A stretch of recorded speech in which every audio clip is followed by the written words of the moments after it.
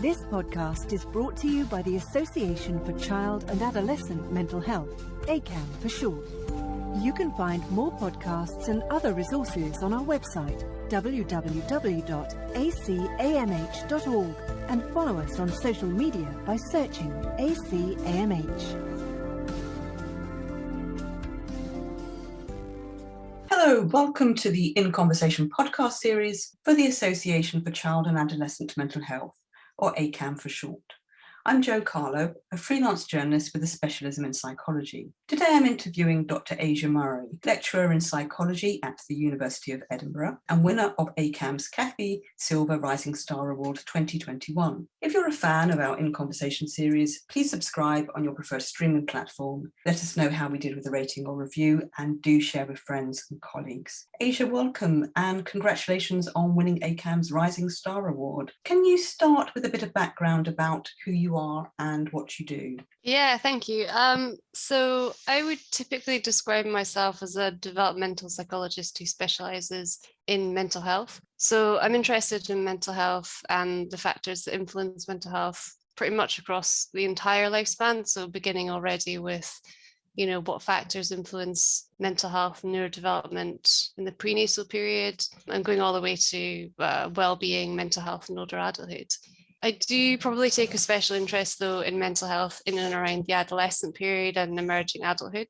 In terms of mental health outcomes, actually, my research covers quite a broad range of different mental health phenotypes and also their interconnections. So I'm interested, for example, in identifying and understanding mechanisms related to transdiagnostic mental health factors, so things that are related to quite a broad range of different mental health symptoms and domains. And for example, how different mental health symptoms connect through, say, developmental cascades, in which one mental health issue might increase the risk for developing others subsequently. Although that said, although I do have quite a broad interest in a range of different mental health phenotypes, I do take a special interest in some specific mental health phenotypes, particularly ADHD, attention deficit hyperactivity disorder. And in terms of research approaches, given that I'm interested in developmental aspects of mental health and I'm a developmental psychologist, I do a lot of longitudinal research where children and adolescents are followed up over the course of many years.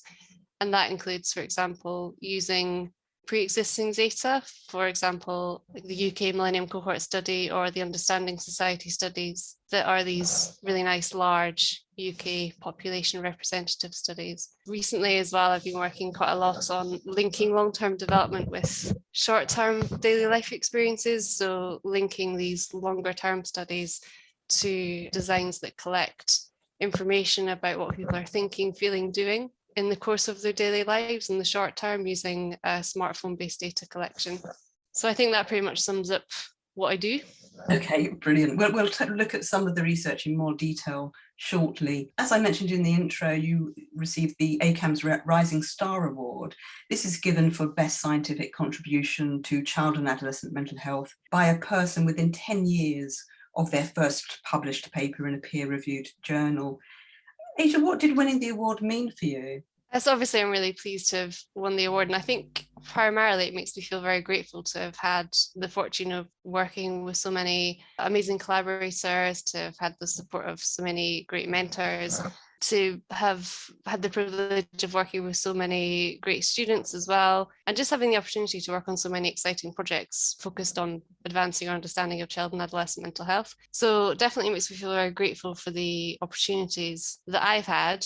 And obviously, I hope that I can sort of pay that forward and help support the next generation of early career researchers in the mental health field to maximise their opportunities as well. Asia, as you just described to us, your primary research interests relate to developmental aspects of mental health phenotypes and their comorbidity, with a particular interest in ADHD, autism and conduct problems, I believe.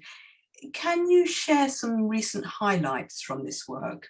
So recently, probably quite a key area of focus for me and my collaborators has been aiming to kind of advance our understanding of what the mechanisms are linking ADHD symptoms to internalizing problems such as anxiety and depression. We know already that individuals who've got elevated ADHD symptoms have got an increased risk of anxiety and depression. And so it's important to understand what are the mechanisms linking ADHD to those outcomes to help inform the prevention of those outcomes. So to give you one recent example, in a study recently led by two former undergraduate students at the University of Edinburgh, Mila Pilha-Kamaki and Evelyn Anthony, we looked at data from the Millennium Cohort study and found that over the course of childhood development, ages 3 through to 7, emotion regulation difficulties that are associated with ADHD symptoms have the tendency to lead to increases in anxiety and depression. And so what that does is it highlights emotion regulation as potentially a really important target for intervention to prevent the development of anxiety and depression among individuals who have elevated ADHD symptoms. Another kind of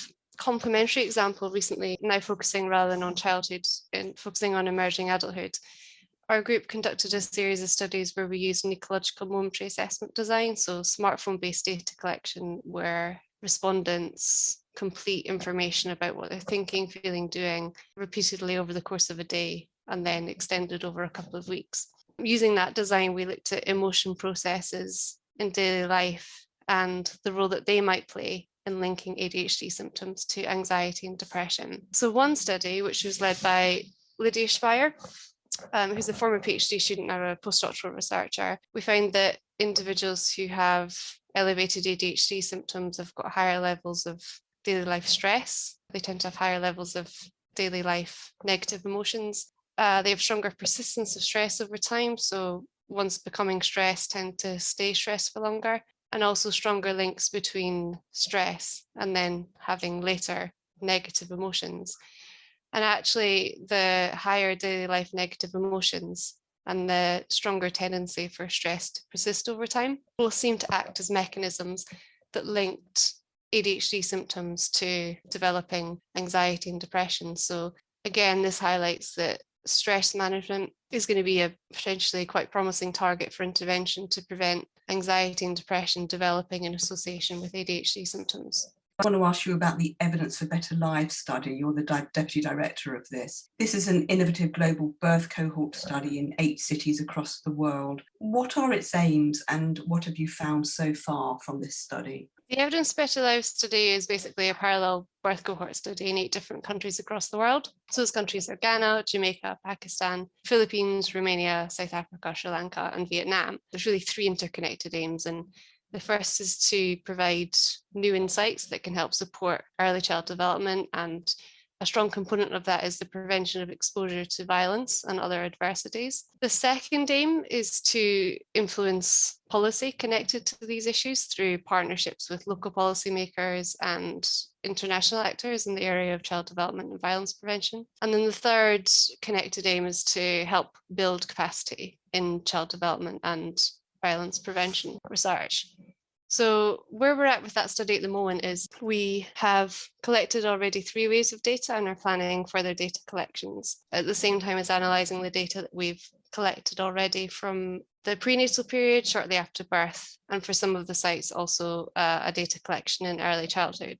We do have a full list of publications and a report at the website, but to kind of give you one example of some of the findings so far, we recently used the data to help address the gap in research on the impact of ADHD symptoms in the prenatal period, so maternal ADHD symptoms. That's a really under-researched area at the moment. And what we found was that for women who've got higher levels of ADHD symptoms, they tended to have lower social support, higher levels of stress, higher levels of depressive symptoms. They tended to use more tobacco, and we found that they tended to have pregnancies that were more likely to be unwanted, and it was also associated with a greater likelihood of premature birth. So it's preliminary research, but it underlines the need for more research on the issue of ADHD symptoms in pregnancy, and suggests already that women with known ADHD symptoms could benefit from having greater mental health support during their pregnancies. And too early, presumably, to talk about how those issues might be addressed. I think in this field, it's at such a stage that it's really in its infancy. There's been so little research actually even looking at ADHD symptoms during the pregnancy period that, yeah, it's probably too early for translation. But I think already we could think about the ways in which women are supported and the things that are screened for during pregnancy, and think about whether that is potentially should be more intensive and happen earlier for women with known ADHD symptoms. I think one of the issues is that it's often under-recognized in that group. So ADHD is difficult to diagnose during pregnancy because there's a lot of symptoms that could be easily mistaken for ADHD or confused with ADHD or mask ADHD symptoms. There's also the challenge basically of identifying ADHD symptoms during pregnancy. It's very helpful. You mentioned the violence prevention component of that work. Violence prevention is something that's also part of the Zurich project on social development from childhood to adulthood, which you're also involved with. Can you talk about this? The Zurich project on social development from childhood to adulthood, usually we abbreviate it to ZEPROSO. That study is a longitudinal study of youth in Switzerland, and it has followed the lives of around 1,500 youth from age 7, and that was in 2004. And it's actually still ongoing to this day. So the most recent data collections were during the pandemic. Then the participants were around age 23, and the next data collection is planned for when the participants will be around age 25. So I joined the ZEPROSO study as a research associate once I finished my PhD in 2015.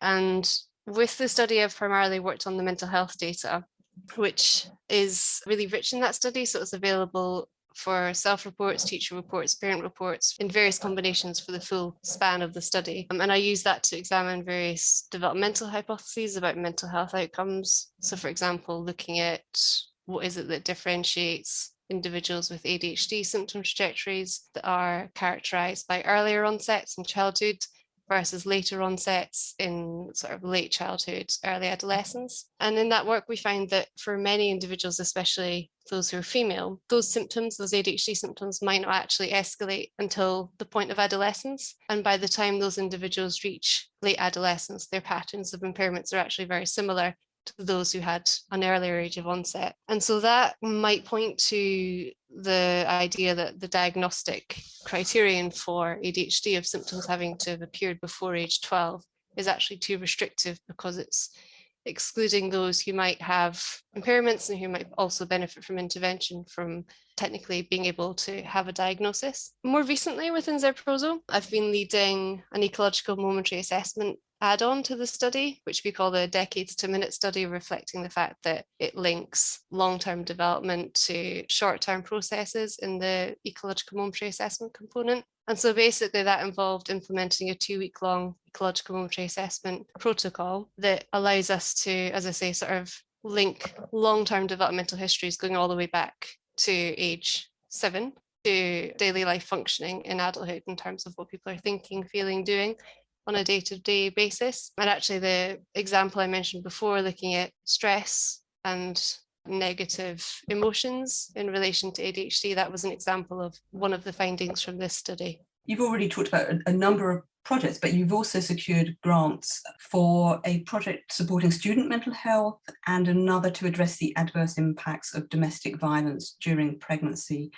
Once again, can you share something about these projects? Sure. So starting with student mental health, so together with collaborators in Cambridge and Northumbria University, we received a grant from the SMART and UKRI network, and that was to leverage existing population representative data to look at what factors influence mental health among UK students. And the value of doing that is that although there have been quite a few studies looking at the predictors of student mental health in specific samples, it's really important to do that in population representative samples, or at least probability samples, so that we can ensure that we've got an accurate picture of what actually are the most important factors to consider when we're designing policies and designing interventions to support mental health within higher education settings. So for that project, we used the Understanding Society dataset to look at predictors of mental health for UK students. And we found that being female, being in the emerging adult, young adult, middle-aged adult age groups, as compared to being a younger student in the youngest age group of students, was associated with having worse mental health, as was having not been born in the UK. Ethnicity was associated, being unemployed was associated with poor mental health, and being in poor health overall were predictive of worse mental health as a student, that gave us information about what groups might benefit from more intensive or more tailored interventions for mental health. For example, we know that interventions such as optional pre-transition courses to prepare people for the transition to university, or schemes like peer mentoring or buddying schemes, have a lot of promise for student mental health. So those are the kind of interventions that, with knowledge of which groups are most at risk, we could help tailor or target those interventions for those groups. Was the impact of COVID factored in at all? The data that we had was collected prior to COVID. So yeah, I think that has drastically changed the situation. And actually now we're doing some more new data collections with students to better understand their mental health in the post-COVID era, because I do think that has definitely, at least in the short term, had a big impact on student mental health. What about the project on domestic violence during pregnancy? Is there anything to tell us about that one? In terms of that project, I think I mentioned earlier that I'm interested in mental health from the very beginning of the lifespan, beginning actually in the prenatal period. And in that respect, domestic violence exposure during pregnancy is a really important topic of study, because pregnancy is a critical period for detecting domestic violence, for intervening and preventing it. But it's also a time when its impacts extend beyond, the impacts on the mother, and can actually impact the developing fetus as well, through mechanisms such as physiological stress or maternal mental illness, or disrupting the bonding process between the mother and the fetus, like the emotional bonding process. Yeah. So in that project, which was funded by a British Academy Wolfson Foundation Fellowship, basically using existing data from the ALSPAC study and the Evidence of Better Life study, which I mentioned earlier, to look at the impacts of domestic violence during pregnancy on outcomes for the mother, but also for the child, because there's a big gap there about what are the longer term impacts on the child, and also what are the mechanisms that lead to those impacts. So for example, in one study, we're looking at whether HPA axis activation during pregnancy, so stress processes during pregnancy, mediate the links between domestic violence exposure during pregnancy and later child outcomes. And we actually began that project with a review of reviews, an umbrella synthesis of literature on domestic violence during pregnancy. That was led by Su-Ching Wong, who was in the role of a research assistant on the project. And one of the key things I think to come out of that review was that there's really a lack of interventions for domestic violence during pregnancy that focus on or try to target the potential impacts that it might have on the child. So we hope that that project can help accelerate progress in developing those interventions, or adapting the interventions that currently exist so that they can extend their reach to those child outcomes as well. You've described a lot of projects. Can you say something more about the translation of evidence-based research into practice, how you go about it and what the barriers are? I think the key thing to facilitate translation is to engage users from very early in the process, to make sure that the research questions that you're asking and the way that you're doing it is going to yield results that are going to be relevant for those users, because I think that obviously improves the uptake of the evidence once it becomes available. So I think that's probably one of the most key things. I'm not clinically trained, so it's really important for me to work with people who are clinically active to understand what are the issues actually on the ground, and how can I inform clinical practice and kind of come out from the ivory tower somewhat. Asia, as well as the projects described, your other focus is on quantitative methodology, especially longitudinal methods and psychometric. Why is evidence-based research so important when it comes to child and young people's mental health? I think it's definitely hugely important that policy and clinical intervention is rooted in an evidence base that is itself based on strong research designs. We definitely know that mental health is an area where treatments can be effective and where policy changes can make a big difference.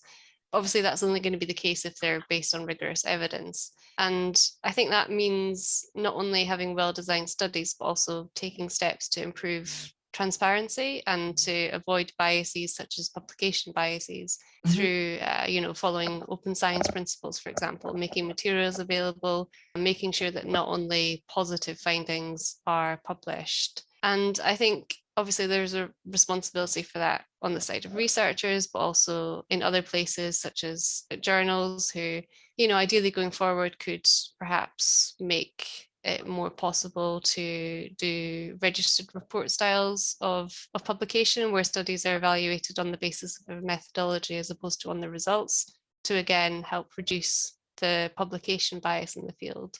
And what more, in your view, can be done to disseminate and promote evidence-based science? So I think there's actually a lot of really great initiatives already making important contributions to that through, for example, making evidence more accessible to broader audiences. I think one thing that's been happening recently in the last few years is there's been a really positive trend also towards more user involvement in actually designing and conducting mental health studies.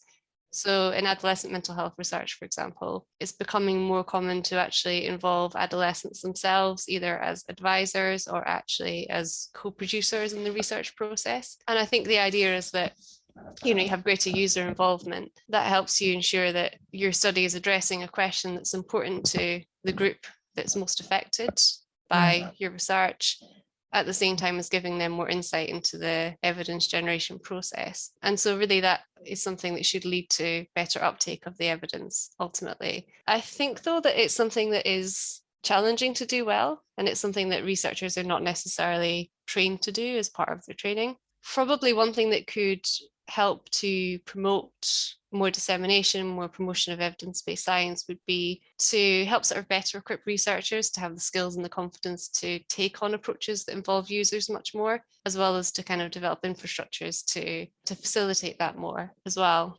Asia, what more needs to be done to influence policymakers to take heed of evidence-based research as it relates to child and adolescent mental health?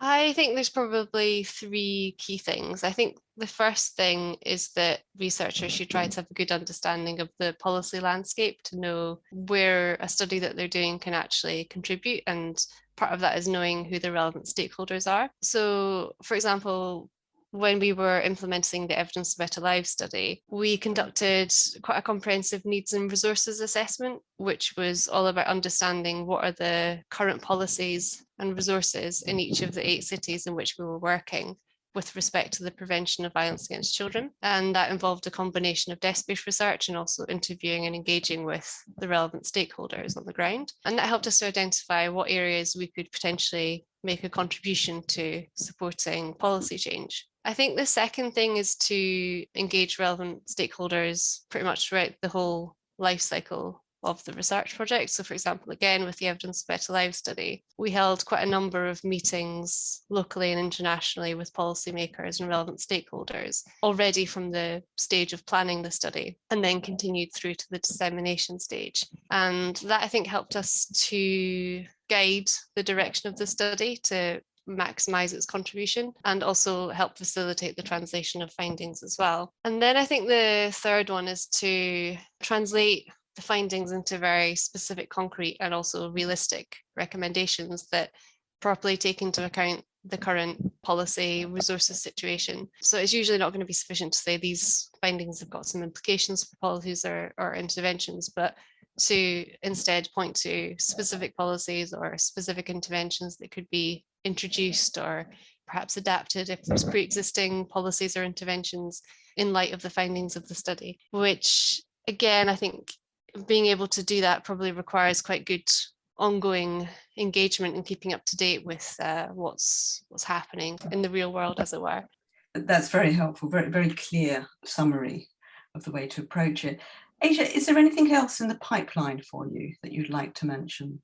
I think a big area of focus for me in the coming years is going to be aiming to contribute to illuminating how short-term processes in daily life are related to long-term changes in mental health and vice versa. So, for example, improving our understanding of how our cumulative experiences in daily life impact the developmental trajectories of our mental health, and then how changes in mental health over time also impact our daily life experiences. For example, emotional processing in daily life, those kind of experiences. And so that's going to involve using measurement burst designs in which you have short bursts of ecological momentary assessments, so the smartphone-based daily life data collection, repeated over intervals of maybe months or years to see how those daily life experiences are reciprocally related to development and mental health outcomes. And I think that's an important direction that would help us give us a more comprehensive picture of how mental health develops, but also open up new daily life intervention targets. And at the same time, probably helping to inform smartphone-based interventions for mental health, which are becoming increasingly popular. Finally, Asia, what is your take-home message for those listening to our conversation? I don't know about like a take-home message, but probably it would be apparent from our discussion that I tend to collaborate very widely and work across quite a wide range of different topics and disciplines, and with academics, non-academics, practitioners. I think as researchers, we're often encouraged to specialise quite narrowly, but certainly for me, maintaining a broader focus has been really valuable in terms of developing my thinking about mental health. And I think through, for example, the cross-fertilization of ideas that you get across different disciplines and working with such a broad range of collaborators has ultimately strengthened the contributions that I've made to the field. Probably I would say that for, early career researchers who are concerned about finding their specific niche, that at least for me, resisting that has in some respects been quite positive and perhaps arguably something to actually be embraced. Thank you. Asia, thank you so much. For more details on Dr. Asia Murray, please visit the ACAMH website, www.acamh.org, and Twitter @ACAMH. ACAMH is spelled ACAMH. And don't forget to follow us on your preferred streaming platform. Let us know if you enjoyed the podcast with a rating or review, and do share with friends and colleagues. This podcast was brought to you by the Association for Child and Adolescent Mental Health, ACAMH for short.